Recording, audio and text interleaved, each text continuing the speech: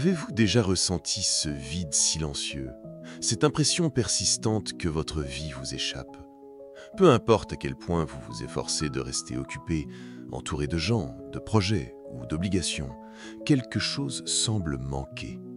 Au fond de vous, une vérité murmure. Vous ne vivez pas pleinement. Vous survivez. Ce sentiment n'est pas une faiblesse, ni une erreur. Et si je vous disais que cette souffrance est un appel urgent à vous reconnecter à votre essence, à écouter ce que votre âme tente de vous dire. Carl Gustav Jung, l'un des piliers de la psychologie des profondeurs, nous enseigne que ce que nous nommons troubles mentaux, anxiété, dépression, mal-être, n'est souvent pas une pathologie à éradiquer, mais un signal. Votre psyché cherche à se guérir. Ce malaise, cette sensation d'être déconnecté de vous-même, est une alarme. Votre vie actuelle ne nourrit pas votre âme. Vous êtes peut-être prisonnier d'une routine imposée, d'un travail qui vous épuise, de relations qui vous vident ou de rêves qui ne vous appartiennent pas. Votre essence crie pour être libérée, mais personne ne vous a appris à entendre ce cri.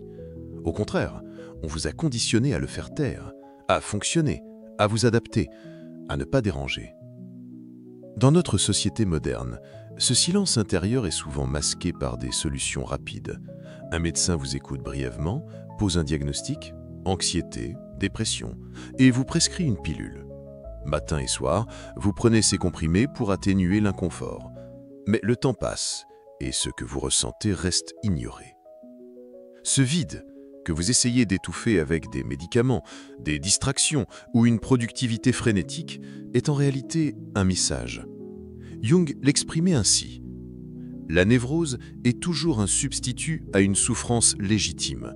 En d'autres termes, vous souffrez parce que vous fuyez une douleur nécessaire, une douleur qui pourrait transformer votre vie. Ce texte s'adresse à ceux qui en ont assez de prétendre, à ceux qui sentent qu'ils s'enfoncent, mais qui gardent une lueur d'espoir. Il existe un chemin, mais il exige une décision radicale. Arrêtez de fuir et commencez à écouter. Écoutez votre douleur, votre inconscient, cette partie de vous que vous avez tenté d'ignorer. Ce vide que vous ressentez n'est pas une faiblesse, c'est l'absence de vous-même dans votre propre vie. Et il est temps de changer cela. Quand vous consultez un médecin pour parler de votre insomnie, de votre anxiété ou de cette oppression dans votre poitrine, le verdict tombe souvent rapidement, un déséquilibre chimique. On vous prescrit un médicament et votre cri existentiel est réduit à un numéro sur une ordonnance. Mais ce traitement ne s'intéresse pas à votre âme, il vise à maintenir votre fonctionnalité, à vous permettre de continuer à travailler, consommer, produire, sans remettre en question le système. Les médicaments apaisent l'insupportable, mais ils ne répondent pas à la question essentielle. Pourquoi souffrez-vous ? Jung nous met en garde. En masquant les symptômes, sans en chercher la cause, nous créons une illusion de guérison. À l'extérieur, vous semblez aller mieux, mais à l'intérieur, vous restez perdu. Cette fracture entre ce que vous ressentez et la vie que vous menez finit par provoquer un effondrement plus profond. Votre âme exige d'être entendue, et si vous l'ignorez trop longtemps, elle criera plus fort, sous forme d'épuisement, de crise émotionnelle ou d'un vide que rien ne peut combler. Cette médicalisation massive reflète un problème plus vaste, une culture qui ne sait pas gérer la souffrance. Nous vivons dans une société qui pathologise tout inconfort, qui fuit la douleur parce qu'elle a perdu le sens de sa valeur transformatrice. Pour Jung, la souffrance n'est pas une ennemie à éliminer, mais le point de départ d'un voyage.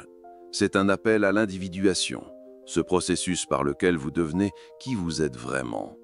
Combien de vies sont gâchées par des traitements qui camouflent le problème ? Combien de personnes restent prisonnières d'une stabilité artificielle, incapables d'entamer leur véritable chemin? Le problème ne vient pas seulement de vous, mais du monde qui vous a appris à vous trahir. Depuis l'enfance, on vous a conditionné à suivre un script, étudier, choisir une carrière sécurisée, consommer, sourire pour les photos, cacher vos failles. On vous a appris à plaire, à performer, mais jamais à écouter votre intuition ou à chercher ce qui donne un sens à votre vie. Cette absence de sens n'est pas un hasard, elle est programmée. On vous a fait croire que votre valeur vient de l'extérieur, de votre titre, de votre salaire, de l'approbation des autres. Mais Jung savait que c'est une illusion mortelle. Quand votre identité dépend de normes externes, vous êtes vulnérable à la frustration et à la déconnexion de votre nature profonde. Le véritable antidote à cette souffrance est l'individuation, un processus profond et transformateur. Ce n'est pas une solution miracle ou un changement de routine superficielle. Individuer, c'est cesser d'être le reflet des attentes des autres, famille, société, culture, pour devenir ce que votre âme demande. C'est un chemin vers l'unité psychique, où vous intégrez les parties oubliées, refoulées ou niées de vous-même. Ce voyage commence par une confrontation avec votre inconscient personnel, les traumatismes non résolus, les désirs étouffés, les croyances héritées que vous n'avez jamais remises en question. Mais le défi le plus difficile est de rencontrer votre ombre, cette part sombre et instinctive que vous avez appris à cacher, la colère que vous n'exprimez pas, l'envie que vous niez, les impulsions qui vous font honte. Jung disait « Celui qui regarde à l'extérieur rêve, celui qui regarde à l'intérieur s'éveille ». Regarder à l'intérieur, c'est affronter votre ombre sans masque ni excuse. C'est douloureux, mais essentiel, car une ombre ignorée vous contrôle à votre insu. Une ombre intégrée, en revanche, devient une source de puissance, d'authenticité, d'énergie vitale. L'individuation, c'est reconstruire une unité intérieure, se reconnecter au soi, ce centre régulateur de la psyché. Alors que le monde vous pousse à être parfait, Jung vous invite à devenir entier. Pas parfait, mais vrai. Pas adapté, mais libre. Ce processus peut être solitaire et ardu, mais il est le seul qui donne un sens véritable à l'existence. Lorsque vous vivez à partir de votre centre, tout change, vos choix, vos relations, votre manière de souffrir.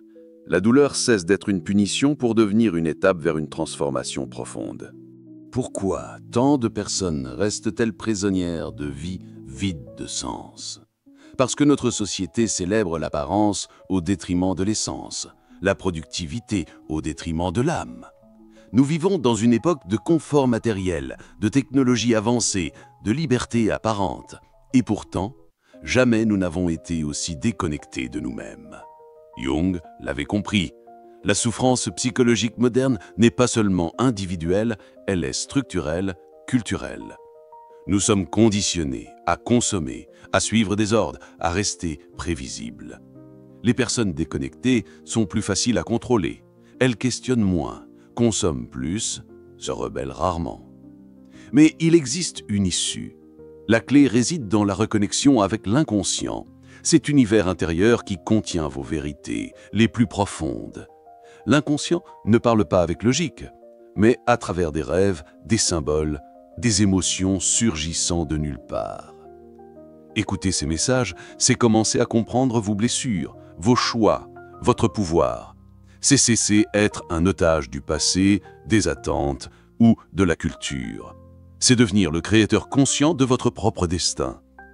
Vous préférez continuer à vivre une vie anesthésiée, faite de routines automatiques et de distractions vides, ou vous engagez envers votre âme. Ce choix n'est pas facile, il exige de faire face à vos peurs, de renoncer à ce qui est familier, même si cela vous détruit. Mais c'est aussi le choix qui libère. Comme Jung l'a dit, le plus grand privilège de la vie est de devenir qui vous êtes vraiment. Si vous ressentez cet appel, ne l'ignorez pas. Écrivez ce que vous devez abandonner pour commencer à vivre vraiment. Une croyance limitante, une relation toxique, une routine qui vous étouffe. Ce simple acte d'écrire est un pas vers l'éveil, un geste de présence, un choix de vie. Ce chemin ne sera pas facile, mais il sera libérateur. Une âme éveillée est inarrêtable. Elle n'a plus besoin de permission, de comparaison ou d'approbation. Alors, qu'attendez-vous? Votre vie vous appelle. Écoutez-la.